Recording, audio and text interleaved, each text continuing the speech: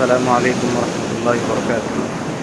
سمندر کو اللہ نے پیدا فرمایا اور اس کو ایک جگہ کھڑا نہیں کیا، بلکہ سمندر میں موجیں اللہ نے رکھی، لہٰذا اگر یہ سمندر کا پانی ایک جگہ کھڑا ہو جاتا تو اس کا فائدہ نہیں ہوتا، لہٰذا اس میں جو موجیں آتی ہیں اس کی وجہ سے ماشاءاللہ بہت زیادہ فائدے ہوتے ہیں، مچھلیاں آتی سب آتی ہیں۔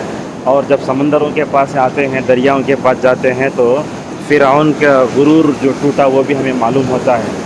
اللہ تبارک و تعالیٰ نے حضرت موسیٰ سے کہا وَاتْرُكِ الْبَحْرَ رَهْوًا، سمندر میں لاٹھی مارو، اللہ اکبر۔ کیا ہوا؟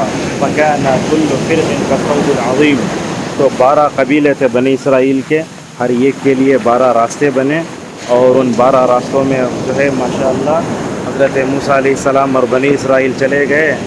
فَأَتْبَعَهُ فِرْعَوْنُ، فرعون بھی پیچھے بھاگا تاکہ مقابلہ کرے حضرت موسیٰ کا اور بنی اسرائیل کا۔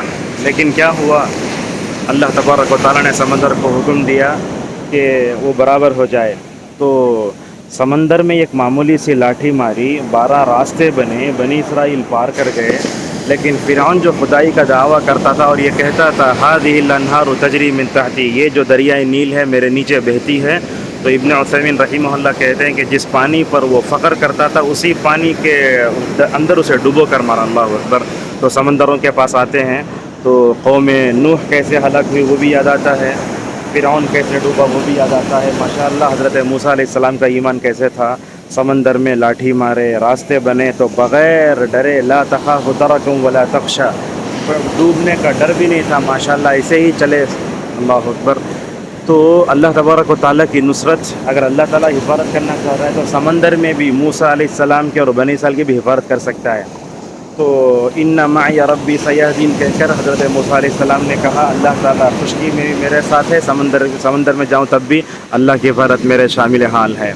اور ایک بات اس وقت مجھے یہ بھی یاد آتی ہے کہ اللہ تبارک و تعالیٰ نے سمندروں کو بنایا، تو آپ جغرافیائی حیثیت سے بھی دیکھیں تو اللہ تعالیٰ نے یہ سمندروں کو مسلم ممالک کے لیے بڑے فائدے کا ذریعہ بنایا، ایکسپورٹ امپورٹ جو ہوتا ہے، چیزیں آتی جاتی ہیں سمندروں کے ذریعے ماشاءاللہ۔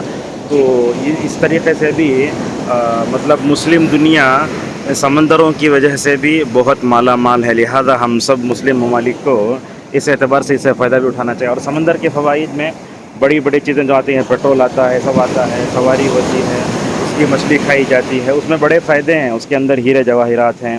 اور روایتوں سے بھی معلوم ہوتا ہے کہ سمندر میں اللہ تبارک و تعالیٰ نے دجال کو بھی باندھ کے رکھا ہے، جیسا کہ تمیم داری کی حدیث ہمیں مکمل طور پر بتاتی ہے۔